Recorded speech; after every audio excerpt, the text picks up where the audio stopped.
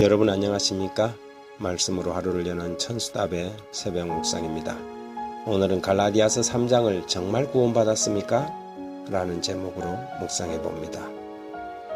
구원에 대한 개념이 여전히 오리무중인 사람들이 있습니다. 죄인이 어렵게 되는 것이 전적으로 하나님의 은혜로 주어지는 그리스도의 대속적 희생에 근거한 믿음으로 말미암는 것임을 인정하는 사람들 가운데도 그 구원을 유지하는 것이 마치 자신의 선함과 율법의 행위에 달린 것처럼 오해하는 사람들이 있지요. 마치 하나님이 내가 은혜로 너희에게 구원을 선물했으니 이제부터 그 구원을 지키는 것은 너희의 책임이다라고 하는 것처럼 이해하는 것입니다.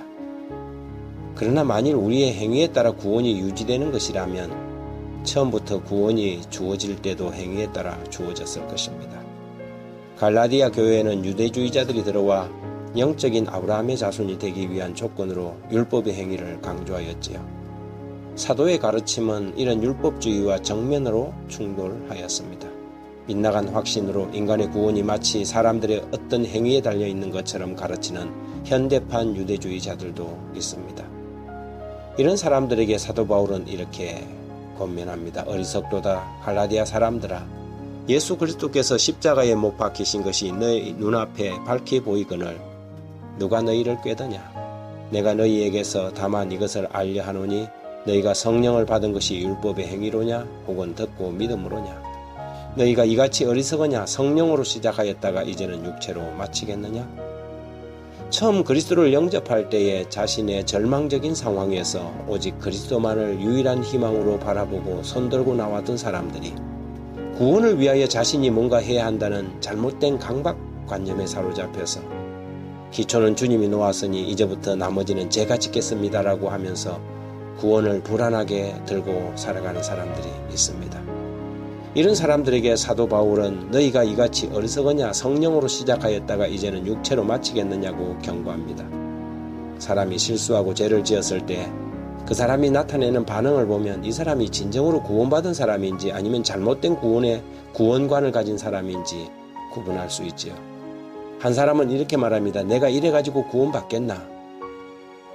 한편 다른 사람은 구원받은 사람이 이렇게 해서는 안 되는데 이렇게 말하죠. 전자는 철저하게 율법주의적 사고를 가지고 있는 사람입니다. 후자는 은혜를 붙드는 사람이죠.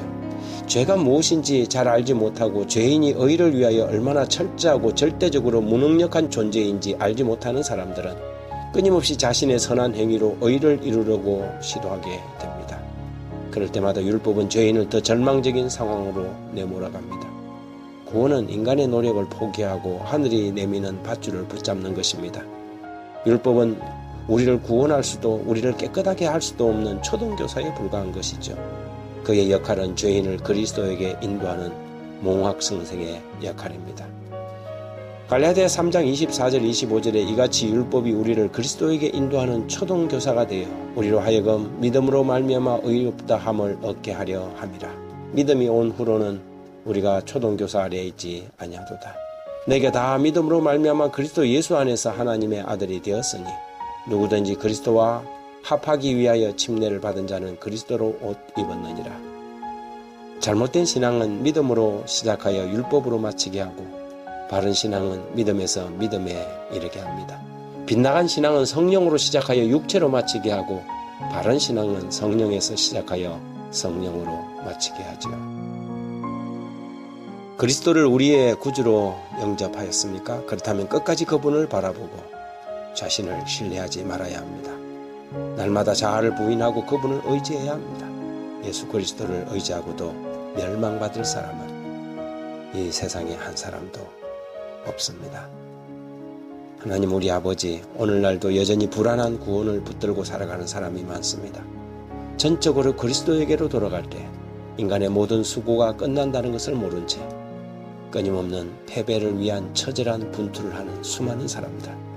그러므로 아들이 너희를 자유케 하면 너희가 참으로 자유하리라고 하신 것처럼 아들을 통하여 얻는 참된 자유를 경험하게 해 주십시오. 오늘도 우리에게 참 자유를 허락하시는 예수 그리스도의 이름으로 기도합니다. 아멘.